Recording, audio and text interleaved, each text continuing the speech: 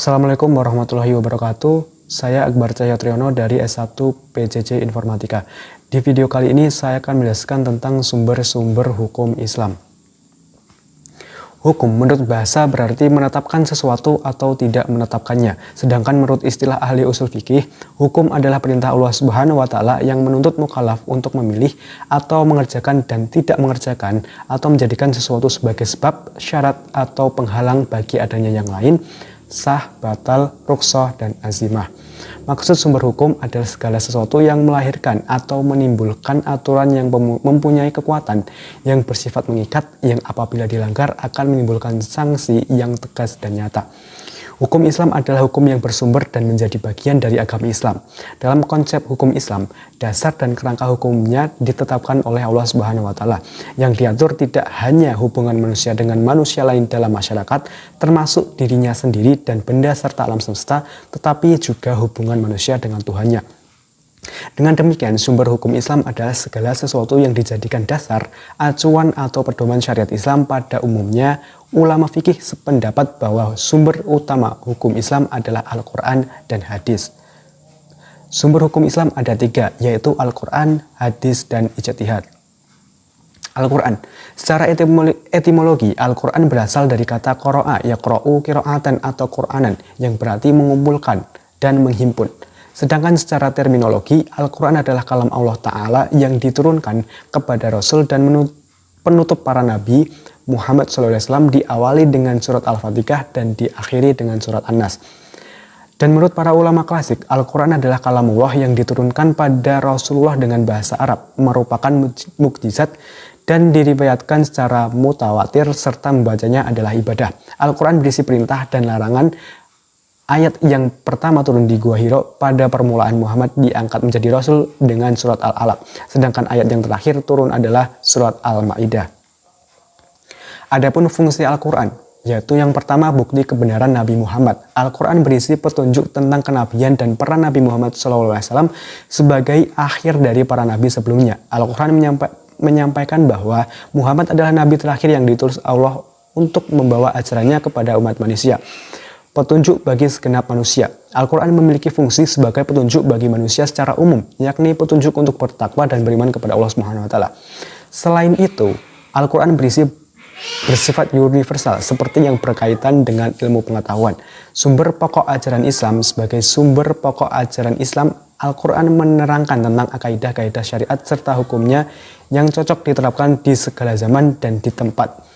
Dalam hal ini, tidak ada pembatasan untuk satu golongan atau bangsa saja.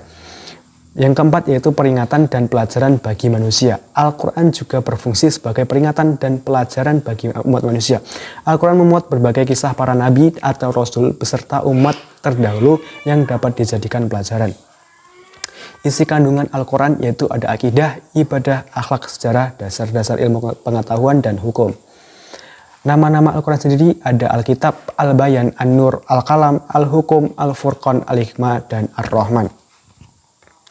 Hadis. Secara terminologis, hadis dimaknai sebagai ucapan dan segala perbuatan yang dilakukan Nabi Muhammad SAW. Secara bahasa, hadis berarti perkataan, percakapan, berbicara. Sedangkan hadis menurut istilah ulama hadisin adalah segala yang dinukilkan dari Nabi SAW baik berupa perkataan, perbuatan, takrir maupun hal ihwal Nabi. Bagian hadis itu ada rawi yaitu orang yang menyampaikan atau menuliskan hadis dalam suatu kitab apa-apa yang pernah didengar dan diterimanya dari seorang atau gurunya. Perbuatannya menyampaikan hadis tersebut dinamakan merawi atau meriwayatkan hadis dan orangnya disebut perawi hadis. Yang kemudian itu ada sanad. Sanad atau torek adalah jalan yang dapat menghubungkan matan hadis kepada Nabi Muhammad SAW. Kemudian ada matan, adalah pembicaraan atau materi berita yang terakhir pada sanad terakhir. Baik pembicaraan itu sabda Rasulullah SAW, sahabat ataupun tabi'in. Baik isi pembicaraan itu tentang perbuatan Nabi maupun perbuatan sahabat yang tidak disanggah oleh Nabi Muhammad SAW. Kemudian yang terakhir adalah mukharij. Mukharij adalah orang yang meriwayatkan hadis dengan menyandarkan para perawi yang mukhrij. Tingkatan hadis. Ada 4 tingkatan hadis. Yang pertama adalah hadis sahih.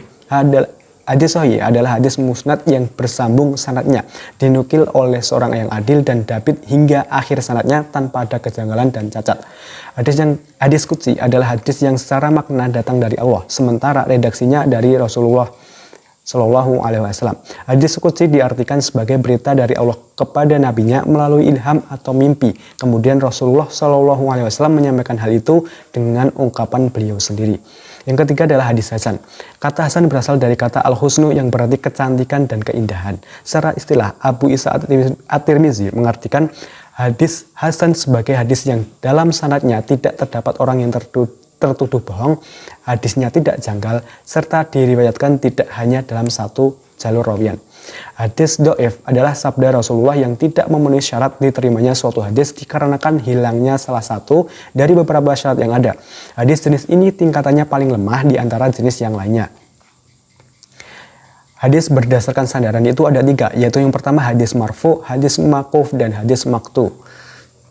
Fungsi hadis terhadap Al-Quran, yang pertama al-taqid, kemudian al-tafsir, al-takhsis, al-ta'yin, al-tashiri, dan nasakh. Kemudian yang ketiga, sumber hukum yang ketiga adalah ijtihad. Ijtihad adalah proses penetapan hukum syariat dengan menggunakan semua pikiran dan tenaga secara bersungguh-sungguh. Proses ijtihad bertujuan untuk menciptakan solusi dalam pertanyaan hukum yang belum dijelaskan di dalam Al-Quran dan hadis. Karenanya, hanya para ulama yang dapat berijtihad terkait hukum Islam. Dari sisi etimologi, ijtihad berasal dari bahasa Arab, yaitu kata jahada yajhadu jahad, yang berarti kemampuan, potensi, dan kapasitas. Berdasarkan pengertian tersebut, kita dapat mengartikan bahwa ijtihad adalah pengerahan segala kemampuan dengan bekerja keras untuk mencapai sesuatu. Syarat mujtahid. Ada 5 syarat mujtahid. Yang pertama, mengetahui dalil syar'i. Yang kedua, mengetahui ilmu hadis. Yang ketiga, mengetahui nasikh dan mansukh. Yang keempat, mengetahui bahasa Arab dan usul fikih. Dan yang terakhir adalah memiliki kemampuan kuat untuk beristinbat. Dasar hukum ijtihad itu ada 3. Yang pertama Al-Quran, yang kedua sunnah, dan yang ketiga ijma'. Fungsi ijtihad. Yang pertama ijtihad al-ra'ju, yaitu mengembalikan ajaran-ajaran Islam dari segala jenis interpretasi yang kurang jelas berdasarkan Al-Quran dan Sunnah. Yang kedua adalah fungsi ijtihad al-ihya, yaitu kehidupan, menghidupkan kembali bagian-bagian dari nilai agar semangat dan mampu menjawab tantangan zaman menurut Islam. Fungsi yang ketiga adalah fungsi ijtihad al-nabah atau pembenahan, yaitu memenuhi ajaran-ajaran Islam yang sebelumnya diijtihadi oleh ulama terdahulu yang kemungkinan ada kesalahan menurut kondisi dan konteks zaman sekarang. Wilayah ijtihad. Wilayah ijtihad atau majalul ijtihad adalah masalah-masalah yang diperbolehkan penetapan hukumnya dengan cara ijtihad, sedangkan lapangan ijtihad adalah pada setiap hukum syara' yang tidak memiliki dalil qat'i. Adapun hukum yang diketahui dari agama secara darurah dan bid'ah pasti benar berdasarkan pertimbangan akal, tidak termasuk lapangan ijtihad.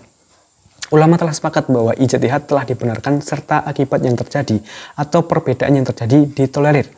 Ketika ijtihad itu membawa kerahmatan dan telah memenuhi persyaratan dan dilakukan di lapangannya. Yang pertama, masalah-masalah baru yang hukumnya belum ditegaskan oleh nas Al-Quran dan Sunnah. Masalah-masalah baru yang hukumnya belum dijam'i oleh ulama atau imatul mujtahid. Yang ketiga, anas nasdani dan dalil-dalil hukum yang diperselisihkan. Dan yang keempat, hukum Islam yang makulu imana atau takulu atau kausalitas hukumnya dapat diketahui mujtahid. Kesimpulannya, yaitu hukum Islam adalah hukum yang bersumber dan menjadi bagian dari agama Islam.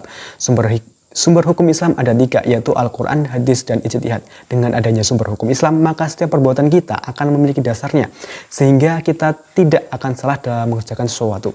Selain itu, dengan kita berpedoman dengan Al-Quran dan hadis, kita akan mendapatkan pahala dari Allah Subhanahu wa Ta'ala. Demikian yang dapat saya sampaikan. Apabila ada salah kata, saya mohon maaf. Wassalamualaikum warahmatullahi wabarakatuh.